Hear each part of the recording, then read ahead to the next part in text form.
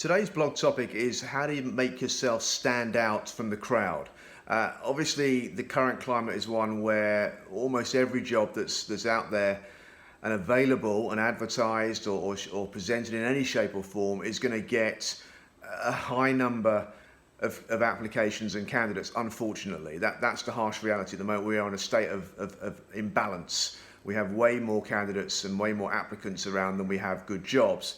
So it is difficult, and making yourself stand out from a crowd is an important consideration now that applicants, that candidates, that job seekers need to be aware of. So the first thing to stress, and I would hope this is fairly obvious nowadays, but if it's not, I'll just state it again. You have to have some degree of personalization. So for goodness sake, make sure that when you are adjusting things like cover letters or sort of email sort of subject boxes, that you have the right job, the right company, all of those very obvious, or the right reference numbers. For goodness sake, don't get those things wrong, because that unfortunately can get you sort of chucked off the pile before you've even started. So please get that stuff right. The more sort of subtle stuff that I'm going to focus on is about how you can just do a couple of things. Firstly, you've got to show, I think, in a way that let's take two examples. Firstly, let's assume that you do fit the criteria, that you've looked at this genuinely and honestly, and that your background, your skill set genuinely fits what this particular company is looking for with this job. Now, if that is the case, that's good news. However, you still want to make sure that you are, as it were, banging them over the head with that. Don't just assume that they will see that from your resume. Yes, it probably is very obvious and visible, and if your resume is doing a great job for you, then that will be the case, but don't assume that.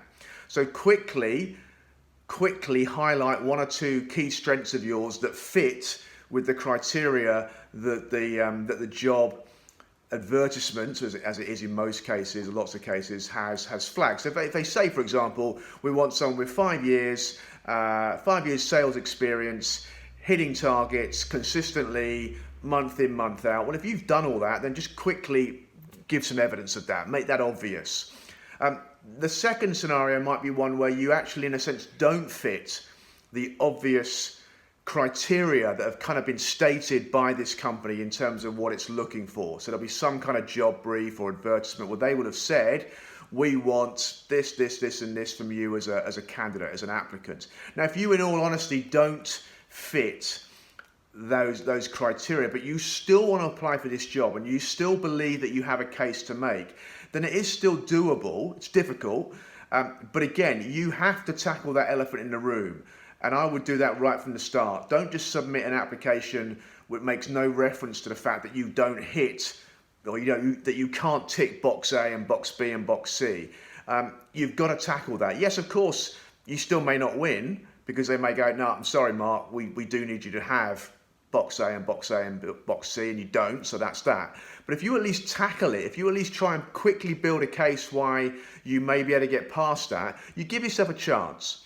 Now, as I say, this is not a magic formula. It's not a silver bullet. It doesn't mean that suddenly every job that you don't fit for, you can suddenly be a really strong contender for. You probably can't, unfortunately. But this is about just improving your chances. If you don't do this, I would say, particularly in the current climate, you've got no chance of being successful for that job, because they will be very narrow in their focus. They will have lots and lots of people to choose from, and almost certainly some, if not many of them, will have the criteria that company believes are vital. So you've got to tackle it. If you tackle it, you give yourself a chance. It may still just be a small chance, but it's better than no chance at all. So good luck with that. It's something to be very, very focused on now, and be very honest about it. Don't kid yourself. That's a waste of time. Okay, good luck.